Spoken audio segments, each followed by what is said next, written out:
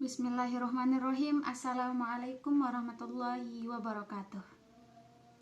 Perkenalkan, nama saya Nurul Fitri, NIM A1B019255 dari Manajemen E. Sebelumnya saya ingin berterima kasih kepada Ibu Herlina yang telah membimbing kami. Baiklah, saya membuat video ini untuk melaksanakan tugas agama, yaitu UAS Pendidikan Agama Islam, yaitu mengambil intisari dari kelima video yang telah diberikan oleh Ibu Herlina, ya, dari part 1 sampai dengan part 5 dengan judul How to be a Good Muslim. Dan alhamdulillah ceritanya sangat menarik. Ibu pun menyampaikannya dengan seru, friendly, asyik, sehingga 10 menit pun tak terasa. Dan intisari yang saya simpulkan dari kelima video itu tidak jauh dari rukun iman. Karena part 1 itu membawakan tentang iman kepada Allah Subhanahu wa taala. Lalu kemudian beriman kepada malaikat, beriman kepada nabi dan Al-Qur'an.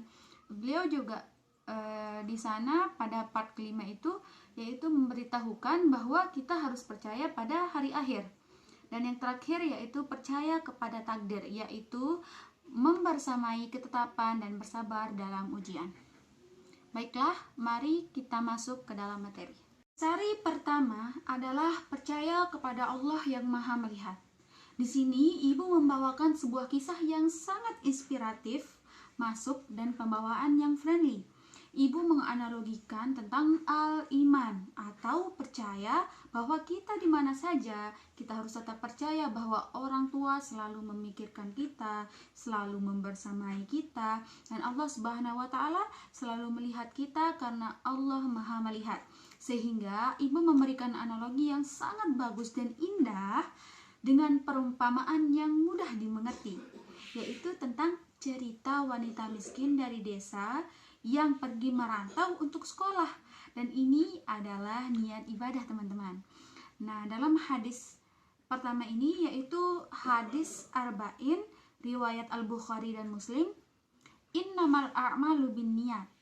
Ibu mengajarkan kita bahwasanya ketika kita memilih jalan yang buruk, di mana wanita tersebut melihat keindahan Bandung sehingga ia terlena dan lupa terhadap nasihat orang tua, yaitu ke Bandung untuk menuntut ilmu. Dan karena itu wanita itu berpikir bahwasanya orang tuanya tidak melihatnya. Kalau sudah seperti itu, maka kita sudah terlena dengan dunia. Padahal Allah Subhanahu wa taala berfirman dalam Al-Qur'an, "Innallaha sami'un basir." Sesungguhnya Allah Maha mendengar dan Maha melihat. Dan ibu juga memberikan pengetahuan, yaitu apabila kita memilih jalan yang benar, maka kita harus tetap mengingat orang tua, tetap mengingat nasihat-nasihat orang tua, dan tetap percaya bahwasanya Allah Maha melihat dan Maha mendengar. Maka kita akan termasuk orang-orang yang beruntung di dunia ini. Bagaimana cara merawat iman dan apa itu iman? Dan ibu memberitahukan kata kita bahwasanya iman adalah keyakinan, yaitu perintah dan larangan yang diberikan oleh Allah Subhanahu wa taala kepada kita. Itu pastilah baik untuk diri kita. Dan cara merawat iman yaitu dengan kepercayaan, cinta, dan penghormatan. Ini adalah 3 landasan pokok iman. Jikalau kita memupuk iman dengan kepercayaan, cinta, dan penghormatan, maka iman kita akan tumbuh subur. Intisari kedua yaitu percaya kepada malaikat. Di sini saya akan membawakan sebuah dalil, yaitu surah Al-Baqarah ayat 98. Allah Subhanahu wa taala berfirman, "Man kana aduwwan lillahi wa malaikatihi wa rusulihi wa Jibril wa Mikal fa innallaha aduwwul lil kafirin." Barang siapa yang menjadi musuh Allah, malaikatnya, rasul-rasulnya, Jibril dan Mikail, maka sesungguhnya Allah adalah musuh orang-orang yang kafir.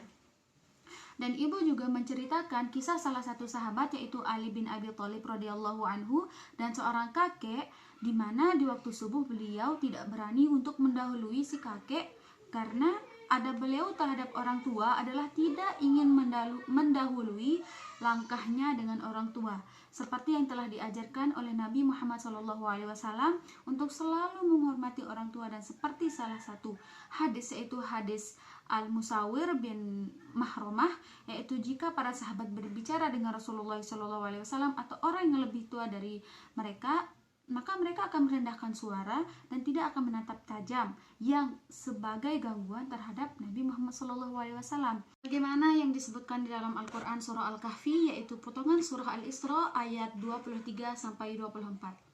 Yaitu fala taqul lahuma uffin wala tanharhuma wa qul lahuma qawlan karima. Maka sekali-kali janganlah kamu mengatakan kepada keduanya perkataan dan janganlah kamu membentak keduanya dan ucapkanlah kepada keduanya perkataan yang baik. Intisari ketiga. Baiklah, ibu juga membawakan analogi yang sangat-sangat indah dan Masya Allah, subhanallah, pembawaannya itu benar-benar seru teman-teman. Jadi teman-teman harus menontonnya ya. Yaitu Ibu Herlina, beliau membawakan materi tentang cinta kepada Nabi dan Al-Quran. Beliau menganalogikan bagaimana itu jatuh cinta, terlena akan cinta, tergila-gila akan cinta. Dan ketika itu beliau juga mengatakan bahwasanya perumpamaan yang beliau pakai adalah ketika orang jatuh cinta kepada lawan jenis, ia sampai tergila-gila. Jadi apa salahnya kita mencintai Rasulullah Shallallahu Alaihi Wasallam dengan perjuangan beliau, dengan apa yang telah beliau lakukan, sehingga kita dapat merasakan udara Islam saat ini. Dan beliau juga mengatakan bahwa kita harus mencintai Rasulullah. Siapa sih orang Islam orang Muslim yang tidak mencintai Rasulullah Shallallahu Alaihi Wasallam? Karena beliau Nabi Muhammad telah berjuang untuk kita dan merindukan kita umat-umatnya, di mana beliau menahan rasa lapar, rela merasakan betapa sakitnya sakaratul maut demi kita. Dan ibu juga mengumpamakan kalau orang yang memberikan surat atau kata-kata romantis. Dan begitu juga dengan Al-Quran, teman-teman. Kita membaca Al-Quran, kita harus mencintai, menjaga, membacanya berulang-ulang untuk menjaga Al-Quran, karena kita cinta kepada orang yang telah membawa Al-Quran, yaitu Nabi Muhammad SAW. Al-Quran adalah firman Allah Subhanahu wa Ta'ala yang kita lebih cintai, yaitu Tuhan semesta alam yang telah menciptakan semesta alam ini. Di tanganlah jiwa kita berada. Dan dikatakan di dalam kitab At-Ta'zim wal Minhah fil Intisarih Sunnah halaman 12-13, yaitu Nabi Muhammad SAW bersabda, Taraktu fikum amroin lan tadillu ma tamassaktum bihima kitaballahi wa sunnah rasulih. Aku telah tinggalkan kepadamu dua perkara, kamu tidak akan sesat selama kamu berpegang kepada keduanya, yaitu kitab Allah dan sunnah Rasulullah SAW. Hadis Sahih Bukhari, hadis riwayat Malik, Al-Hakim, Al-Baihaqi, Ibnu Nazm disahihkan oleh Syekh Salim Al-Hilali. Sari keempat, yaitu beliau memberikan kata-kata yang sangat bagus, di mana membahas tentang percaya kepada hari akhir, yaitu kita harus percaya akan itu, dan di bumi kita menginvestasi amalan-amalan sehingga kita nanti membawa banyak bekal di akhirat. Dan percayalah, hari akhir itu yaitu di mana semua amalan-amalan kita ditimbang. Dan apakah kita termasuk orang-orang yang beruntung dan termasuk orang-orang yang merugi? Dan insya Allah kita akan masuk surga. Amin.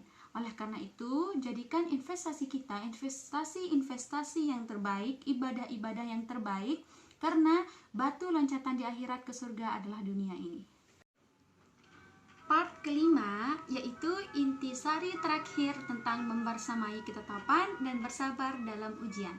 Maka kita harus percaya namanya takdir. Takdir adalah ketetapan yang Allah berikan kepada kita. Bagaimanapun itu, kita harus menjalaninya. Oleh karena itu, kita tidak boleh menyalahkan takdir ketika kita tertimpa hal-hal yang buruk. Tapi kita harus selalu bersabar. Begitu juga ketika kita mendapatkan kenikmatan, kita harus bersyukur. Karena ketetapan takdir yang indah adalah ketika kita melaksanakannya sebaik mungkin. Sungguh kalimat indah yang diberikan oleh ibu, yaitu ketika kita mendapatkan keburukan, kita tidak boleh menyalahkan siapapun. Dan ketika terjatuh, maka kita harus bangkit. Seperti kata ibu, move on. Yaitu kita tidak boleh terlena dengan hal-hal negatif itu dan tidak terlalu sedih, tapi kita harus bangkit. Masya Allah, subhanallah. Lalu kita harus ikhtiar, berdoa, dan bertawakal.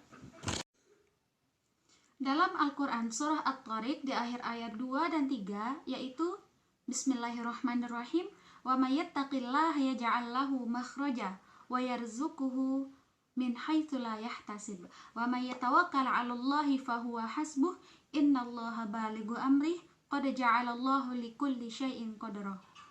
Barang siapa bertawakal kepada Allah, niscaya Allah akan membukakan jalan keluar baginya, dan Dia memberikan rezeki dari arah yang tidak disangka-sangka.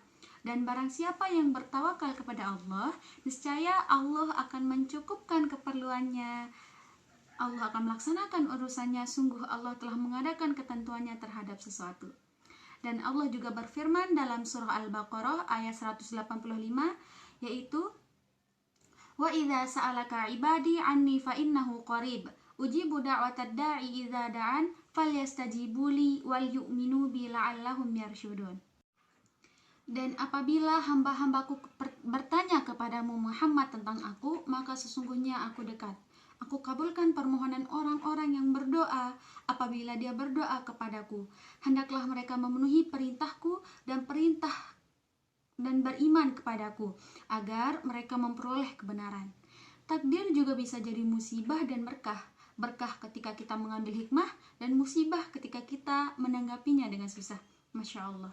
Ini juga selaras dengan sabda Nabi, yaitu diriwayatkan dari Abu Yahya Suhaib bin Sinan radhiyallahu anhu, berkata Rasulullah sallallahu alaihi wasallam bersabda, "Ajaba li amri mu'min inna amruhu kullu khairun wa laysa dzaka li hadin illa mu'min inna asabathu syarrun syakar fakana khairul lah wa in asabathu dharra sabra fakana khairul lah." Sungguh menakjubkan urusan-urusan seorang mukmin. Sungguh segala urusan-urusannya baik, dan yang diberikannya tidak dimiliki oleh siapapun kecuali oleh orang mukmin. Yaitu jika ia mendapatkan kegembiraan, ia akan bersyukur, dan itu semua kebaikan baginya. Dan jika ia mendapatkan kesusahan, ia bersabar, dan itu pun suatu kebaikan baginya. Hadis ini sahih, diriwayatkan oleh Imam Muslim nomor 2899, At-Tariqah Hisan ala Sahih Ibnu Hibban.